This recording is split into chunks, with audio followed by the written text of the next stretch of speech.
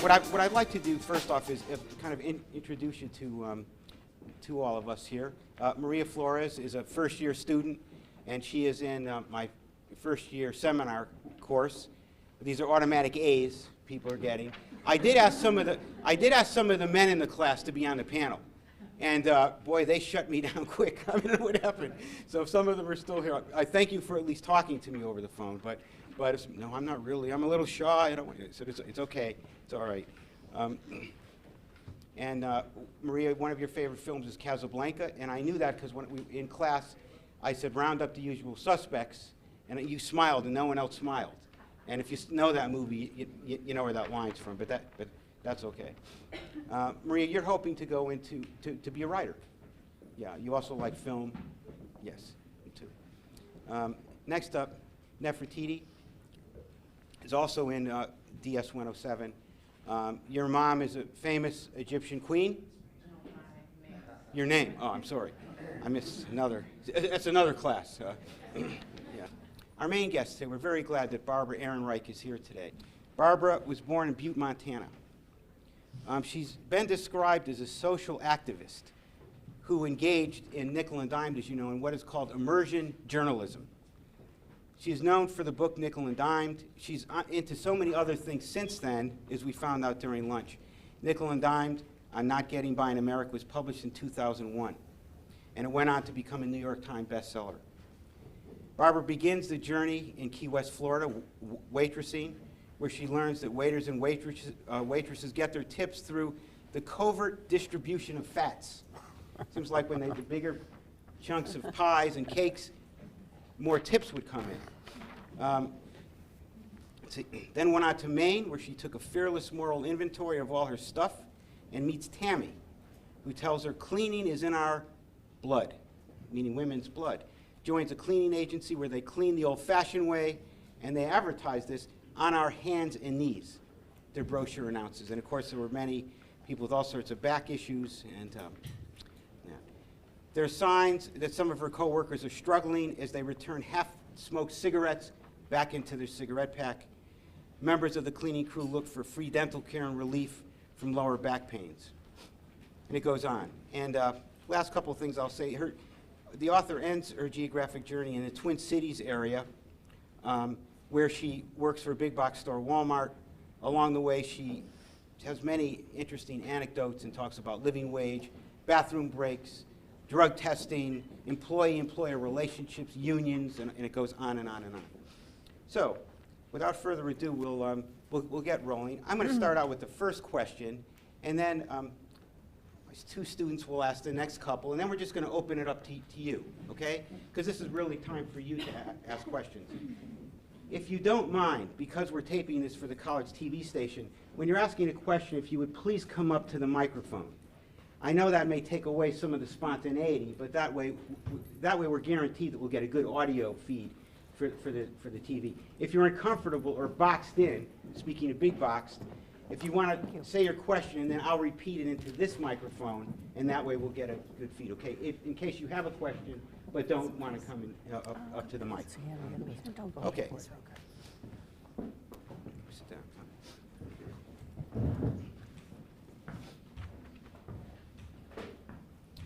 The term Barbara nickel and dime. When did you decide to call your book that, and where did you hear that term, and what does that term mean to you? Well, I have to admit, Jay, that I didn't come up with that as a title. I was originally just writing a magazine article, and that's the title the magazine came up with, Nickel and Dimed. Thanks. So, no, I can't take any claim for that. But it means you're getting squeezed. Squeezed. You know, I mean, that's what, as far as I understand the expression. They're shaving off, you know, they're keeping your wages as low as possible. And in some of these settings, the employers would actually, you know, make you come in earlier than you were paid for. For example, with that maid service, you had to get there at 7:30 in the morning, but the clock wasn't going to start running for your pay until about 8:15, when you actually got in the car to go out to the houses. And then at the end of the day, it would be, the clock stopped running as soon as you got back to the office, this headquarters, even though you had to stay and do more, wash the rags we'd used, launder the rags, refill the bottles of cleaning fluid. So that's being nickel and dimed, because we worked actually an hour a day that we weren't paid for. Wow. That's an extreme example. Well, that's a common example. It's a common example. And some of the things that you set up these rules for yourself, and I think you seem to be very candid about how you stuck to those rules in your final chapter. You kind of do an assessment. And you said that you would not fall back on your educational skills. You have a PhD in biology. You would not go hungry. You would not be homeless. But that you would take the highest paying job you could find. You'd do your very best at that job. You'd live in the cleanest accommodations you could find. And you'd always have a car. I think you used a lot of what? Rent-a-wreck? Rent-a-wrecks, yeah. Rent-a-wreck. There you go. Rent-a-wreck. Besides giving us car advice, No. you want to do that. What, when you look at kind of your benchmarks, we want to say, were there some that you knew right off that you weren't going to be able to uphold to? Well, no, I didn't know. I didn't realize, for example, how hard it was going to be to find housing on the amount. I mean, that was my big surprise. I had before starting this calculated, figured I could average $7 an hour, which I did. But I was also calculating that I'd probably have to pay like $500 a month in rent and maybe $100 in utilities. And I thought I could kind of do it on that. But I was wrong about rents. And I'm not talking about, studio apartments with doormen and pools or anything. I'm talking about trailer parks where you can get a half-size trailer. Half-size trailer was it $600 a month? It was ridiculous. And that's not counting utilities or residential motels. So I was completely off on the housing part. Completely off on that. Yeah. Nefertiti? How emotionally involved did you get in the beginning? Did you feel that you became more emotionally involved towards the end of it? Did you go in there thinking, okay, I'm going to act like them, I'm going to feel that this is my only way to do things, get things paid for? Or did you always say, okay, I know that I can go home at any point and go and eat something and go sleep in my own bed? Mm-hmm. Should I? Can't hear me? You have to see that the microphone doesn't. Oh. Yeah. You just have to yell. It's just for the camera. Yeah. Do you want to just repeat your question louder? Yeah. I was just asking how emotionally she involved herself in it in the beginning, and towards the end, did she change? Did she feel that she got herself deeper into it? Yeah, there are really, I think, two questions there. One is about the emotional involvement, and one is about the effect of being a journalist. And yes, this is a report from a journalist who goes into a situation to write about it. It happens to be a situation that millions of people are in every day. But I wrote a lot, I say a lot of my writing has been about poverty, one way or another, or labor, all those sorts of issues. And I was motivated to do this by the common assumption that if you have a job, things would be all right for you. You'd be able to pay your rent, you'd be able to take care of your children, everything would be okay if you just got a job. That's, I knew that couldn't be true, because I knew what the wages were. If I just looking in the Help Wanted section of the local newspaper, turn to the apartment section under real estate, I could see, the math did not look good between the wages being offered and the rents being required. That was my motivation. I didn't, so I had a strong motivation to sort of see what it would take to earn enough to live on. But I also, of course, I could always go back to my home. I could go, I was not really in this situation long term, as I have come close to it in my real life, but not at this particular time. But yes, about emotional involvement, I did not expect that to happen to me. But it happened. I guess the first, the beginning of that, my first sense of an emotional involvement was around the way certain managers and bosses treat you. Now, I'm obviously a woman of mature years and a person of some self-confidence who's, and suddenly I was being treated like I was in junior high school and under suspicion of having done something bad. The management's eye view of so many workers is, what are you trying to steal? What drugs are you taking? And how are you slacking off? And I, to my surprise, found a kind of shame and anger welling up in me, even though I knew perfectly well I had my own life to return to. Was not used to being treated that way. And then there were many other emotional involvements as time went on. Did you ever actually help any of the people that you work with because you see them having such a hard time that you kind of just went out your pocket of your own money and just said, here, let me help you real quick? Yes, I did help some people. I didn't put that in the book because I thought it would sound like it was bad journalism. Yes, and then I gave her some money. But in the cases when I did that, it was after I had left the job. In one case, I was kind of worried at the beginning, maybe I wouldn't fit in well in these workplaces. Well, at the end, I could never convince anybody that I was actually a writer. Never. And I remember telling this woman, I said, I'm giving you a check, and I want you to see if you can get a better, kind of job, or start going back to college or something. And she just looked, and she did not believe I was saying what I was saying. Finally said, go to the damn library and look me up in a card catalog. Really? So it was the opposite of what I expected. You originally said that this started out as a magazine article. How did it get to become a book?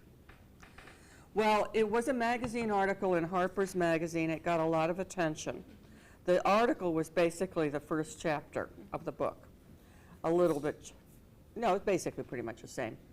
And it got a lot of attention, lots of letters to the editor. And so my book editor, who I've worked with for a long time, said to me, oh, Barbara, go and do some more of these work experiences and we'll have a whole book.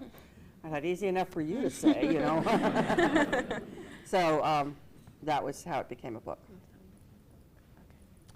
My second question is, was there one particular person who stood out who you worked with while you were doing the book?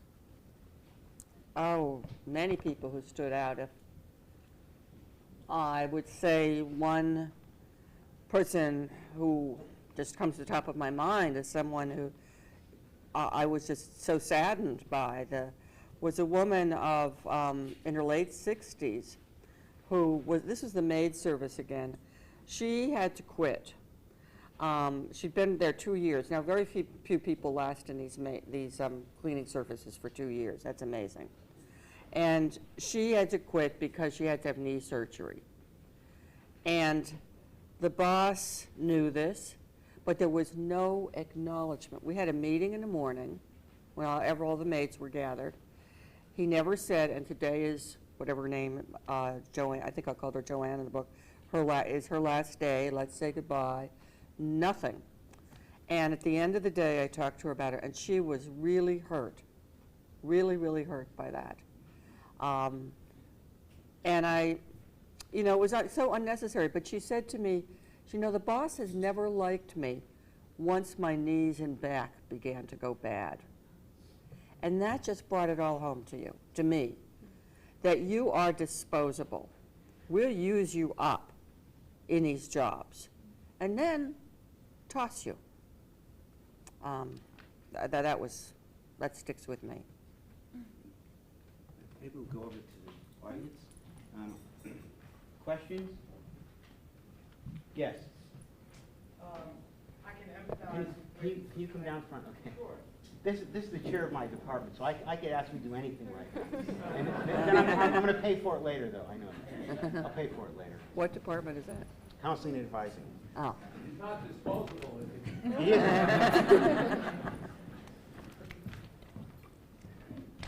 I can empathize Can you with. tell Barbara where you work? Yeah, I was for going 9 to say years? I can empathize with working at Walmart. I worked there for 9 years while I was in graduate school, and we read the book and you talk about all of your experiences. What would you say is your number one piece of advice so that we as young people don't fall into the trap of being nickel and dimed as you had in your experience? What can we do? I kind of know what you're expecting me to say. You're expecting me to say, go to college and study hard, right? Well, that is a good answer. Yes. And I should stop right there, probably. But I would just add 2 qualifications to that. One is I think the kinds of jobs I was doing in nickel and dime, whether or not they require a college degree, deserve respect. Right. And deserve to be decently paid for. Right. And there should be no jobs in America that are just, oh, well, that's a terrible, there's no good pay for that. Every job, takes a lot of skill, hard work, ability, and should be recognized. Second qualification, though, and I know you'll never invite me back here for saying this, is a lot of people who have degrees fall into these situations. You're not, completely safe to get a degree. Now, that's a terrible thing to have to tell you. But after I wrote this book, I started getting, I still get lots and lots of letters from people who are in poverty, that is, working people working in jobs that just don't pay them enough. And I began to notice how many of these people writing to me claimed to have college degrees, even master's degrees. Wow. And had been doing all right until some layoff came along, or an outsourcing, or downsizing, or whatever it's called.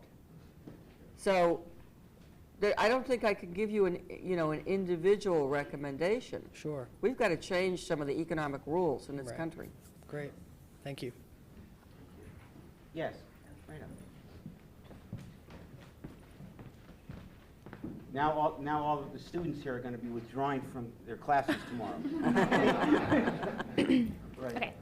Good afternoon. My name is Michelle Orr, and I'm a student, and I'm with my Women's Studies class. I have a question about your references to kind of the experts throughout the book. You just talked about the maid service, so I'll just use that as an example. You referenced someone who called himself like the master cleaner or something like that, and you talked to them about how sometimes in the jobs people would have to cut corners, and they were still tied to some of the companies that they were. I think he was tied to one of the maid services, and you talked to him about how there was no water involved, and how did you negotiate with these people when you were talking to them, and the responses from the different companies that you kind of referenced throughout the things in the notes in the bottoms of the book or the pages? Oh, I see. Well, I had to do some of that research after I was working in the jobs. Okay. That there's no way when I was working in a job I could, in one of these settings, living like in a residential motel, that I could make long-distance calls and talk to, quote, experts or something. That came afterwards, when I would go home from a situation or after the work was all over. Because I was so curious about so many things, but there's no way you can ask when you're in a job. But how did they, I'm sorry, that wasn't really my question. same How did way they as I- respond? I mean, were they apologetic about the situations? Some of them seemed very defensive in the references that you have. I mean, how did you approach them with, well, how do you explain this? You've got people doing this, that, and the other. You're not paying them. They're not being Oh, able I to see. live. People I actually worked for, that kind of person. Yeah. I had basically one encounter with a former boss, and that is a man who lived in, he lived in New York, but he owned a hotel in Key West. His wife read the book and managed to figure out that one of the hotels I'd worked in was his. So he tracked me down, wanted to have lunch. I said, no, let's keep this down to a coffee. You know, I don't feel that friendly. And it was really interesting. I thought he was going to be real defensive and obnoxious, but he pulled out a spreadsheet, and he showed me a number on it, which was his labor costs per month. And he said, that's all I know about the people who work for me is that number. I don't know them as people. I don't know their faces. I'm insulated by layers of management. He said, I never knew any of this. I said, so will you raise the wages? No. He did say he would repair the bathroom, but I had no way of sneaking into the employee's bathroom and finding out. Okay. All right. That's what I wanted to know. Yes.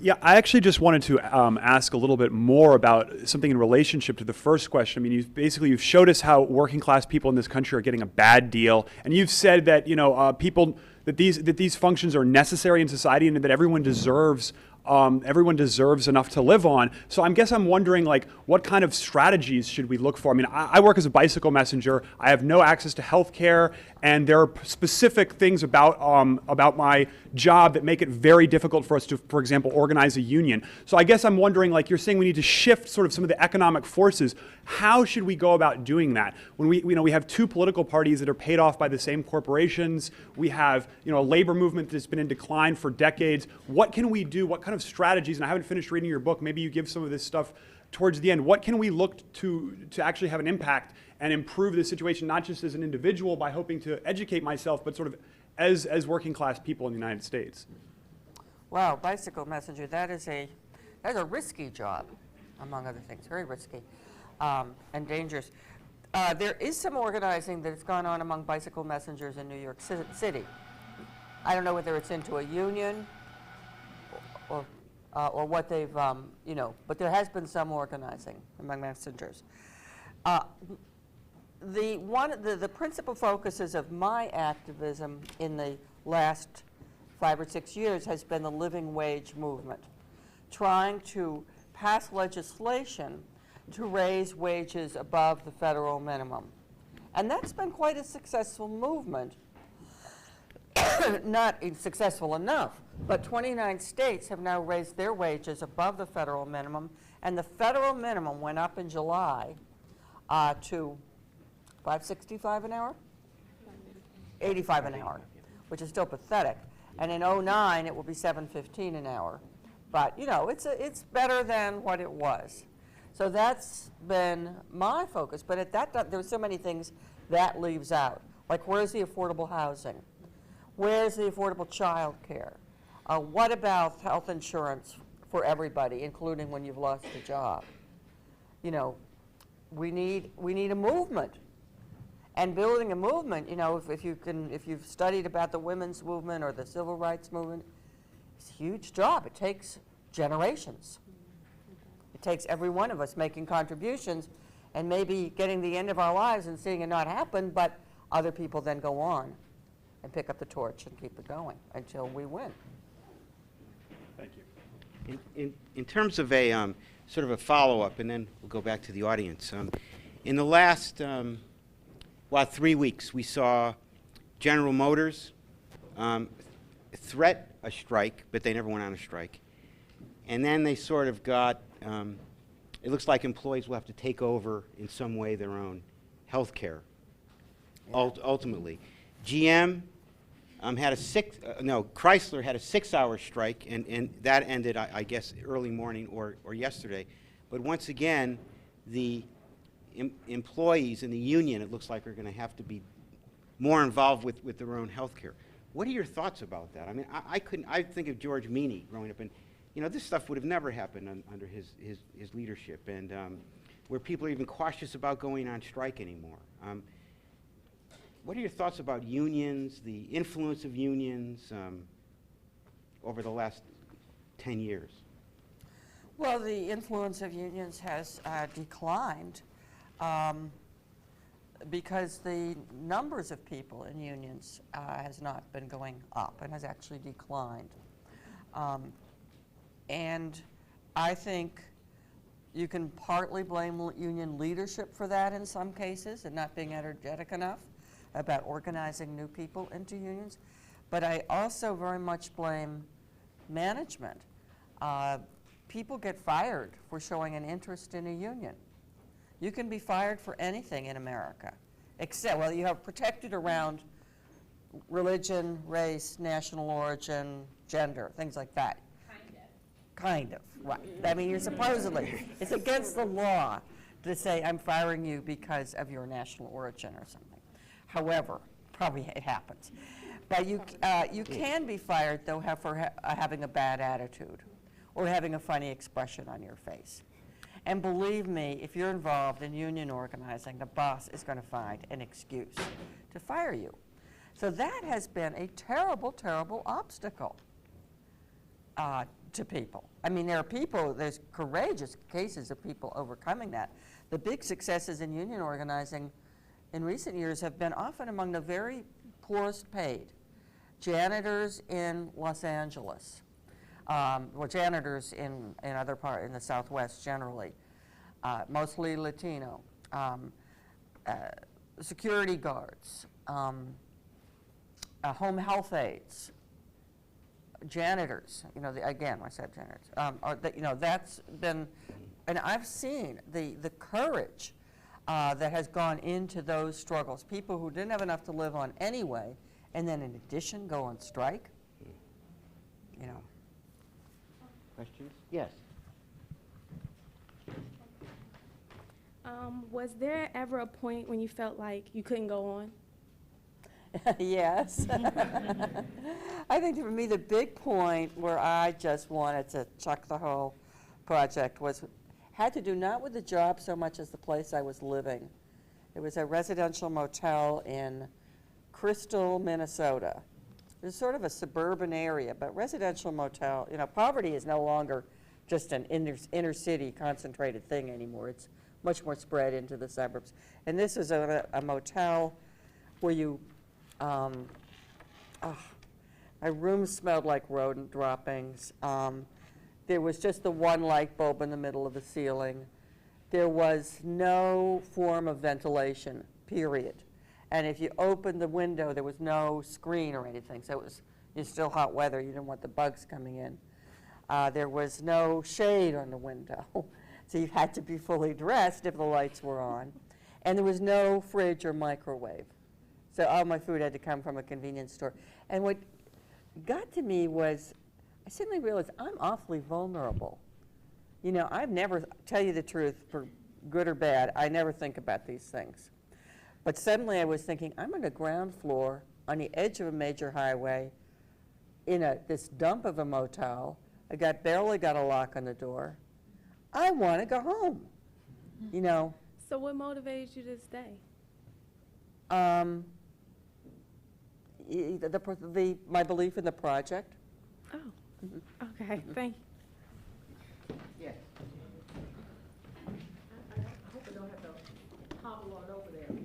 But I was just wondering, these kinds of the books that you wrote, these kinds of books have been written before, and I'm not saying this to downplay what you've done, but I'm old enough to remember back in the 70s, Tally's Corner, which was written about 7th and T right here in Washington, D.C.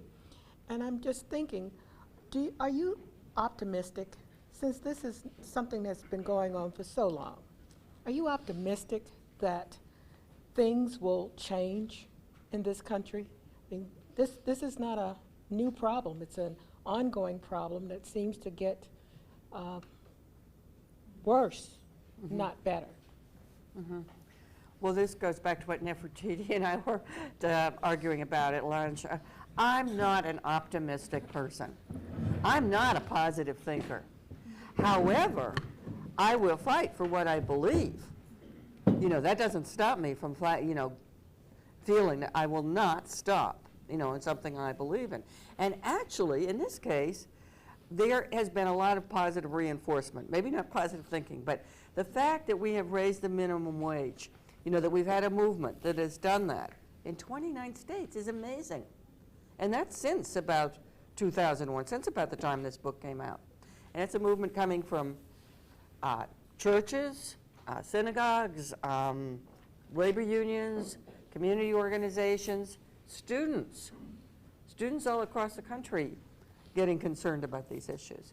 So I guess I should be optimistic on the basis of that.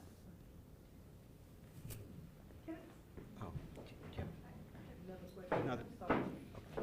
After this. I think that, Wendy, right? Is that your first name, Wendy? Laura's point is a good one, but I think that the you speak into the problem mic, has please? greatly exasperated itself in the last decade or two. In 1970, it was realistic to graduate from high school and go out and make enough money to support a family in a very moderate way. It is not even possible anymore almost to graduate from college and support a family in a moderate way in parts of the country like DC. So I think the living wage is the answer. My question is, though, is that the living wage, I think, sounds better than it really is. For instance, we were talking here a couple weeks ago, we had a debate on the living wage, and the living wage in Montgomery County is set to 12 something an hour, but it only applies to contracts that have business with the county, applies to no one else. And on the other hand, they flipped it around and said in order to survive in Montgomery County, you have to live on $52,000 a year, which comes out to $24 an hour. So we've therefore said this is a living wage, even though we acknowledge that it is clearly $10 less an hour than what you need to subsist. So what did we really accomplish? Nothing then. But I mean, we accomplished something, but not. There's a huge gap there. Right, all right, but that's a good way to put it. We've accomplished something, but I'd have to say that about the gains all around the country. They're partial. It's not enough. And we know they're never going to pay like $24 an hour should be the minimum wage in every CVS and, and Giant or something. They're not going to do that. So we have to also be thinking about what are things like universal health insurance, affordable housing that would make it more possible to live on what we do earn, as well as just keep fighting and fighting to push those wages up. It's not over instantly. But people push pretty far on just the wage issue. I was in Santa Fe, New Mexico in the spring, where they have had a living wage movement, and they've raised the minimum wage in that city to $10 an hour. And that's just the alliance of the churches and unions and all, community folks. But then the second half of that question is who pays for that? And for instance, our provost during this other debate came up with a very good point. We could raise we could create a living wage here at the college for all of our employees, but someone has to pay for it. Either the county government's going to have to give us extra money to cover that, or we have to go to the students and raise their tuition. And so while I support a living wage, looking at the big picture then of how we cover that cost, is it in the rising cost of products in a Walmart? How do we cover that cost then to make sure everybody has a substandard of living, but still a standard? So, well, I don't know if this answer applies particularly to Montgomery College, but when you look at the average corporation or a Walmart, I have to say it's very easy to overlook the huge fortunes being made in those companies. Mm-hmm. Now, I cannot get real sad about Walmart having to fork out more money if we ever get to the point of getting them to. When H. Lee Scott, the CEO of Walmart, makes at least $17 million a year. There are other estimates. When the Walton family fortune, which is the children of Sam Walton and his nieces and nephews, is over $20 billion. I'm sorry. How can we have all that fat in the economy and then get worried? And then when we're talking about somebody's wage that is, say, $8 an hour, say, oh, no, I don't think it would be wise to raise that. Oh, no, no, no. Where is the outrage when these guys at the top clean out like that? Or Robert Nardelli, excuse me, who was the CEO of Home Depot until last December, when he was fired because he did such a lousy job. Now, you or I get fired for doing a lousy job. That's it, right out the door. He got a $210 million golden parachute when he left. Now, who takes the part? You know, has anybody complained about, well, why don't we have better service in Home Depot? Why do things cost what they do in Home Depot? Well, this one guy is taking $210 million for screwing up.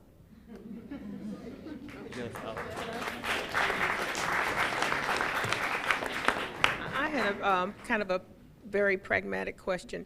These people who are making these minimum wages, 8, 10, whatever, were you eligible for food stamps and other kind of government subsidies? In my case, as an individual, no. An individual making $7 an hour is not below the poverty level, according to the official poverty level. So that's, you know, we have this silly poverty level. I think with children, if I had a couple of children to support too, then I might have gotten within range of food stamps. Yeah. Yes. Hi, my name is Scotty. I'm an unemployed person, also just taking one class. And my question concerns those of us who maybe are students or want to devote our lives to making these changes in our society and want to be passionate. And I won't name names, but I actually worked for an organization trying to get a living wage where we were not even guaranteed the minimum wage. No. And this was not like a volunteer job. This was advertised as a job. And so how do those of us who want to do this kind of work support ourselves without having to become, have another job that doesn't relate to our passion, or become part of the system as one of the higher-ups creating the problem? Mm-hmm. Good question. Well, that's a bad situation you described, but I think, for one thing, we have to be activists wherever we are. Where you work, for example. You know, to be raising these questions with other people you work with could get you in trouble, but that's also how we spread an idea, by talking to people. And by supporting organizations that are trying to do these things. I mean, however you can with volunteer time or energy. But generally, we can find local things to plug into. And we can mobilize other resources. If you belong to a church, you know, is that church taking on these issues? Why not? I mean, if there's anything that's really clear as a moral issue in the Bible, it's poverty. You know, that's something we should be constantly raising when we're in that kind of setting. Yes. Yeah. You want me to pass this up? Should I pass this up? Just repeat it into the. Oh, I will. Thank you. Okay. Your book is so wonderfully written, it's easy to forget that during the experiences you describe, you're going home to the motel room or the trailer and having to write the book. As a writing teacher and as someone who struggles to write well myself, I'd be curious to know what you have to say about the process of writing the book under the conditions that you wrote it in, your writing process in general, and what advice you have for those of us who are trying to write well. The question, what was that again, Greg? The question really is about the writing process and what advice Barbara would have to people who want to go into writing. Does that sum it up? And should I add anything, Greg? Maybe the conditions under which she was actually writing. The conditions that Barbara was actually writing the book. Well, I had a laptop with me, and I would return to wherever I was living, and each day have like another 1 to 2 hours of taking detailed notes on everything that happened during the day. I was seldom able to write down any notes while working, as you can imagine. So I would have to, as soon as I got home, first thing, write these detailed notes. Then a few weeks later, when I was leaving, after I left that city, see, there were breaks between the different cities. I would go home and work on pulling that to get those detailed notes into a chapter of some kind.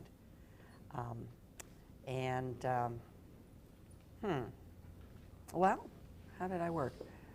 I'd never written this way before. I'd never done first-person reporting. Never. So it was all entirely new to me. How do I do this? How do I write from my point of view throughout? I'm used to something else. But I enjoyed writing that way, I found.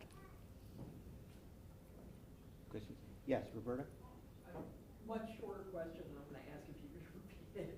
Do you think that so-called free trade treaties like NAFTA that remove trade barriers and have caused the U.S.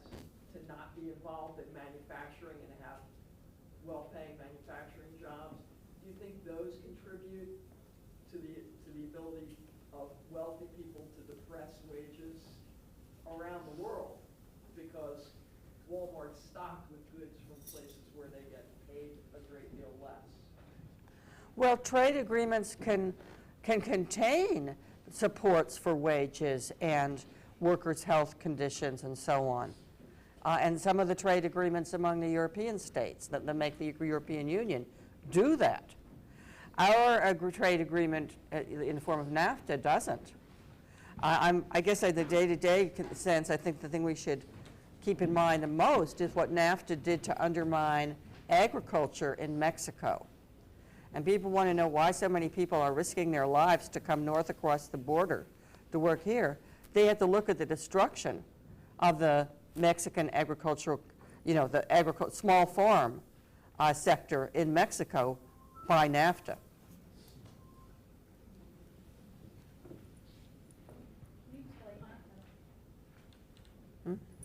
Someone asked if you could explain. You were looking for what, Deb? The impact of Mexico. NAFTA opened up Mexican agriculture to competition with big North American agribusiness, and it's, destroyed something like 1 million jobs for people in the smaller farms. Those people are now mowing lawns in Takoma Park. Really. I mean, it's almost that direct a connection. You wreck agriculture in Central America, and people continually risk their lives to come north across that border and do anything. My name is Osagi Ogbede. It's a wonderful book. I read the book. It's good. I just want to know what kind of support were you getting from friends and family during this process? Was it bad ones or the good ones? That encourage you to move on. What kind of support? Not a whole lot. My boyfriend at the time, who's now an ex, he said it was the stupidest project he ever heard of, because he said you can just sit here at home and do the calculation, and you can see you can't live on $7 an hour. That was him. But I did, I kept in touch with my children, and I always wanted somebody to know where I was. So, but I would say I felt pretty much alone out there on the road. It's a funny feeling going into a city where you have neither a job nor a place to live and trying to figure it all out. I found myself very anxious a lot of the time. And it'd be nothing compared to the anxiety. You can imagine if you think of an immigrant worker who comes here, doesn't even have the language and has to find job, place to live, social connections, whoa. Or somebody with children, I can't even imagine. Is that you, Rita? Yeah. Okay. You want to come up to the mic? Or no. My question is, do you feel that your sex, your gender, played a role in your experiences that you describe in the book? My what agenda? Your sex, your gender, you being a woman. Yes, I think my gender played a role in that. I don't know, the kinds of jobs I got are stereotypically female. And I wasn't, just what you find in the help wanted signs, things like waitressing, hotel housekeeping, nursing home aide, they're stereotypically female. I have this sense, though, that men are not doing a whole lot better. Yes, they are more likely to get higher wages, and there's some, even in these sorts of jobs. But the kinds of jobs that once allowed men to really have an advantage, say in manufacturing, the auto industry, have been disappearing in the steel industry. They're not there. I see it in my own extended family, where, a generation before me, it was miners, unionized job, get health benefits and so on. Now it's more likely to be people doing like males doing things like driving a delivery truck, a completely different world of work. I think race also plays a role.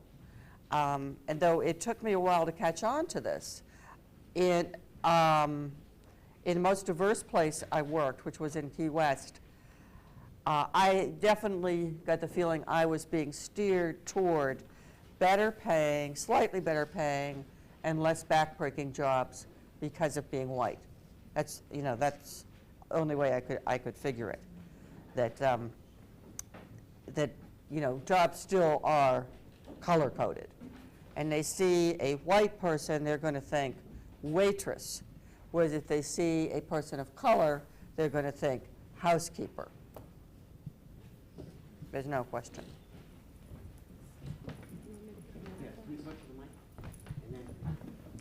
Okay, would you ever write a book again like this? And what would you change if you did? Oh, I did write a book that that uses the same method.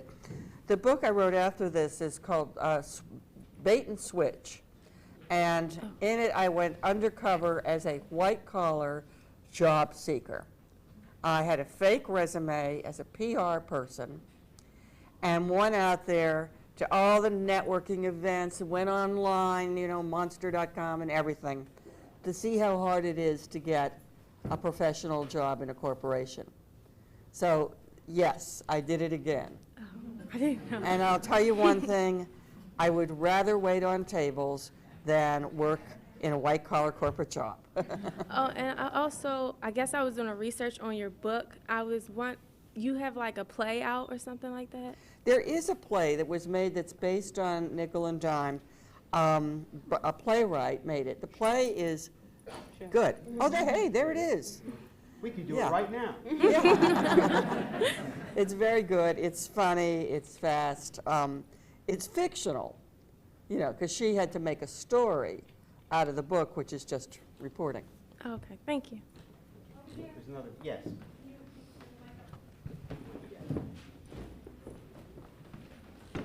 Thanks, Maria. Hi, my name is Victoria, AKA Vicky, and I represent another segment of the underpaid workforce. Can you hear me? And I'm an adjunct. Okay. I don't want to embarrass the full-time faculty or bother anybody here, but I really think, and I see a number of my students here, I really think people should be aware, this thing is not working, should be aware of our situation. I teach 2 classes, and I put in about 23 hours a week on those 2 classes. I make about $11 an hour, okay? If I put more than 23 hours in, I'm making less than $11 an hour. It's hard for an adjunct to walk into a classroom and hold their heads up, do a good job at $11 an hour or less. Now, many of us, what we do is we go from college to college and work here and work there, and to put together to make a living.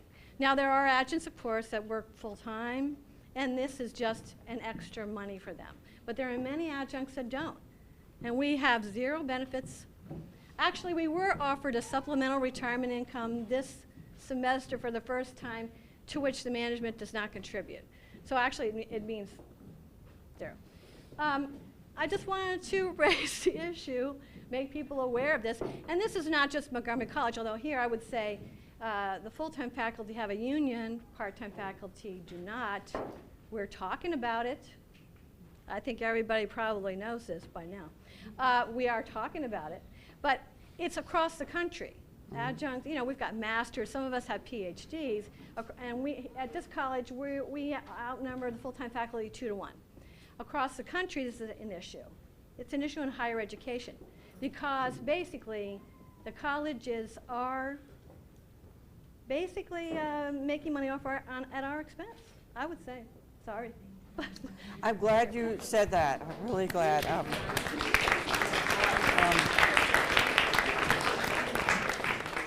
It's a scandal how low-paid college teachers are. Consider, you know, most college teachers now, the majority on many campuses are adjuncts. And that means the colleges, you know, depending on you to be like a philanthropist donating to this college. Really, you're making $11 an hour to do a PhD level job. You know, that's like asking you to give contributions for free. But it's all over the country, and I've met adjuncts who double as, who moonlight as house cleaners. I mean, you've got to organize, and I hope as you do, the full-time faculty and the students will support you in your efforts. Yes.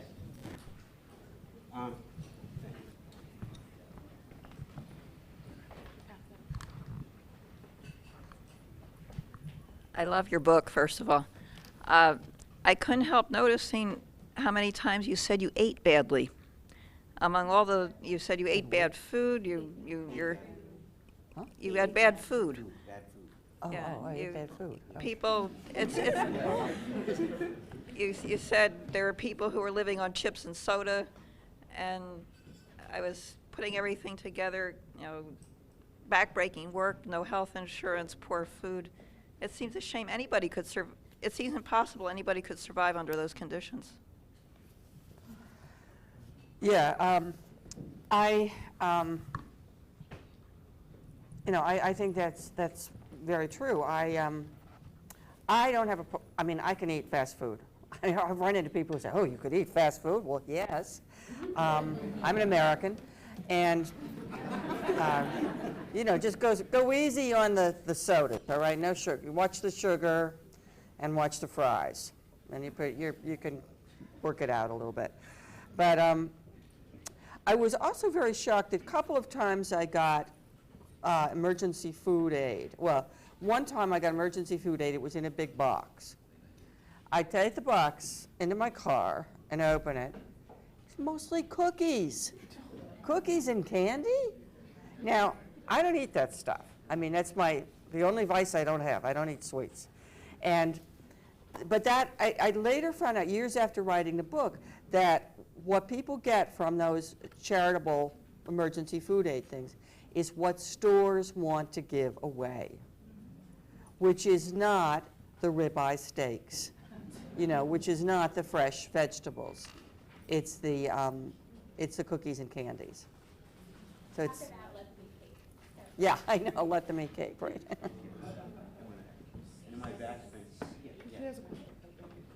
Actually have a two-part question. First would be, what was your most gratifying experience since writing the book in terms of feedback from people, the public? And then the second would be, what has been your most negative experience? Because I'm assuming that your book wasn't greeted by open arms by everyone. I'm assuming some people might have been dissenters saying, oh, you know, that's not really the way it is in America. Well, I had actually very little of that latter. I mean, I was bracing myself for a lot of criticism from people on the right. But it didn't happen. And I think it didn't happen because what are they going to say? Oh, it's fine if people work full-time year-round and don't make enough to live on? That's great? That's how America works? No. This is embarrassing, you know, to them.